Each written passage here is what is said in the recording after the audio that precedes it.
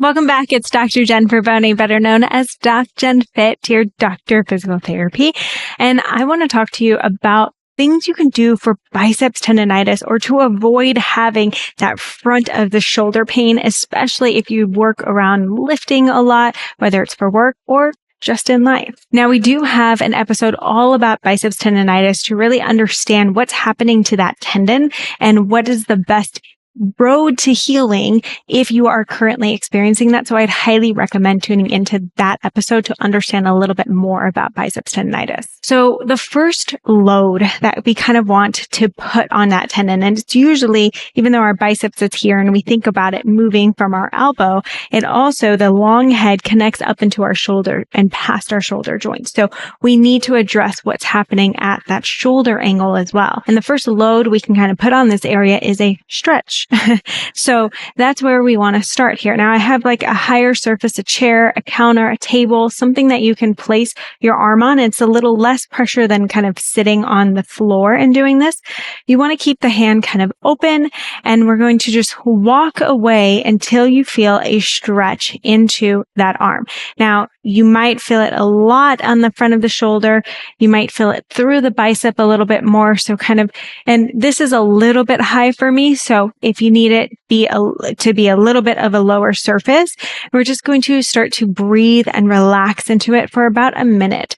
So really trying to reduce that strain and stress by using our breath and our nervous system to help calm any kind of signals that we're getting into that muscle. Now, I say a minute because usually 10 to 30 seconds isn't really enough time to start to create that nervous system change to that system as well, that we want the whole body kind of working in with this.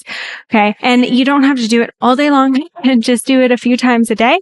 And it's really going to help to start to make sure that range of motion is improving, that tension is reducing, and then we can start to add load, in different types of load and stimulus into that tendon and that muscle.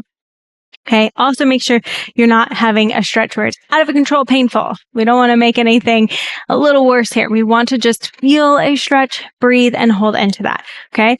Then I'm going to use a resistance band. So this is one of our long resistance band from the Optimal Body Therapy Kit. You can also use a dumbbell. Usually starting with a light dumbbell is a really good idea, but especially when we start moving and we're doing what are called eccentrics. So improving the strength through that bicep through elongating that muscle. I love using a resistance band to kind of work against that.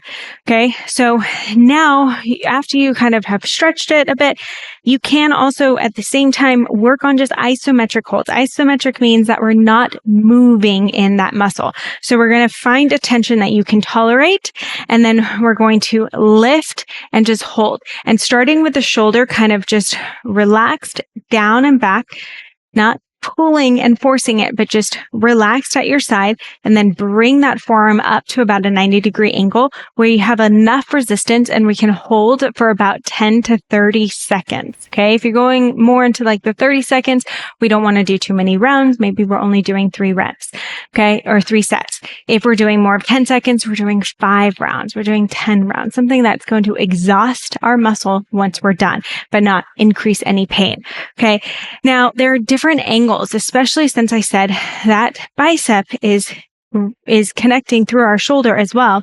We want to make sure that we're not only holding right at our side, but can we lift the arm and hold at a different angle? And then as we start to get better and we feel less pain, can we move to another angle? Yes, we're going to be working that shoulder as well, but we're going to be crossing into that bicep. If we get a little bit higher, that's where I like having a band kind of right out in front of me. So maybe I'm kind of putting a knot in the band and tying it into a doorway, or wrapping it around a rack that's really stable, and then pulling and holding right there. Okay. Because then I'm going to get all that work across my biceps tendon to help to improve that load and tolerance. So when I start moving again, it starts to feel a little bit better. So we're just working on how we're talking to that tendon and that healing of that tendon. And that's when we're working on that full range of motion, but using some help on the way up. So This is what's called our concentric. We're moving against gravity here. I'm going to use my other arm to help. And then I'm going to nice and slowly, again, that shoulder's relaxed down by my side. And I'm going to nice and slowly allow that arm to fall. Really slow, making sure I still have resistance through that entire range. Okay.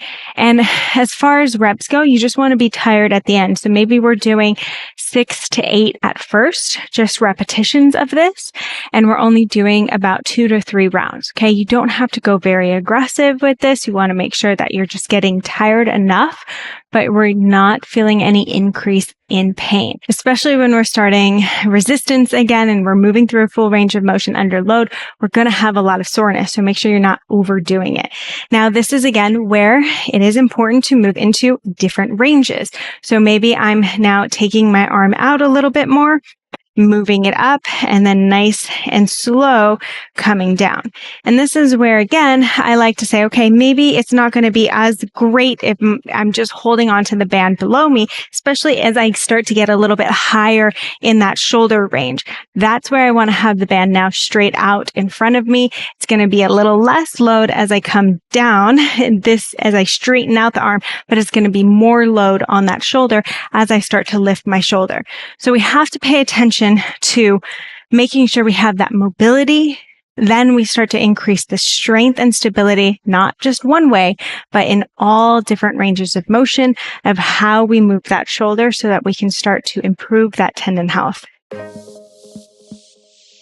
Don't forget, if you love what you're learning, I have so much more in stock for you. So hit that subscribe button, check out the other videos I've done in the past, and leave any comments of any suggestions that you have for videos in the future. And I can't wait to help you feel incredible and amazing within your body.